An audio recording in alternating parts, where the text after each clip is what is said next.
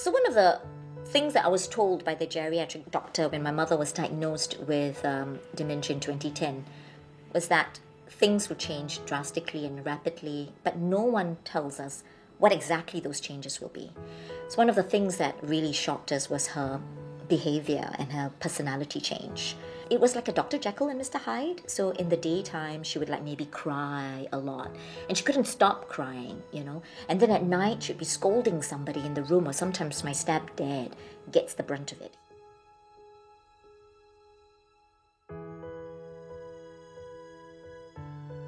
There was a lot of destabilization that took place in the house because of this situation. And then we also were trying to figure ways to manage this new behavior, whether daytime or nighttime. So that's another thing we learned. Therapy works in phases because she's developed changes in phases.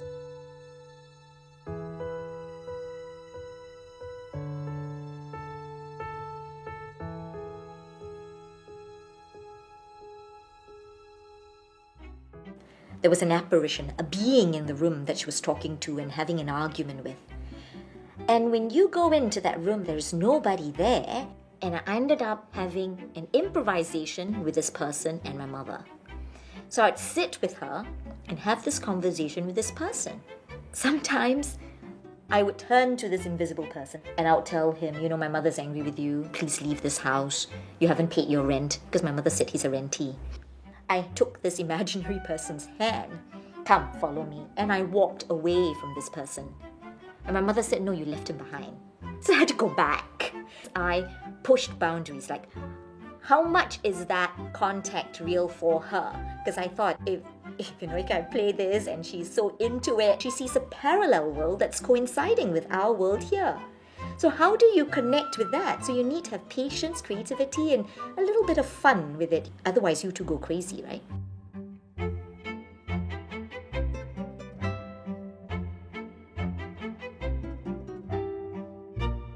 She's developing a new personality. So we have to go with that new personality rather than insist, Mom, this is good for you. Color, color, color. Jigsaw, jigsaw, jigsaw. Because everybody said, you know, the more she exercises her brain, it will stave off this dementia. But you can't insist, because she is a person still with a personality. So you've got to go with that personality. She has changed a lot.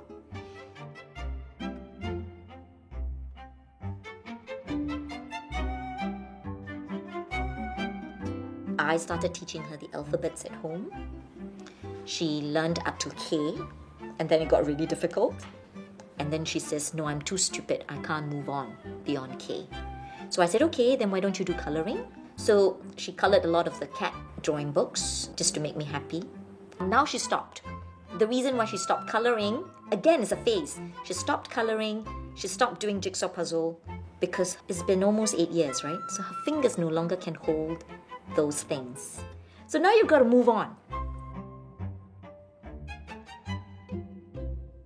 Your loved ones may get bored, and then when that happens, it's okay to construct new habits. I would encourage you to find what your loved ones like. I mean, you never know what excites him or her until you stumble upon it.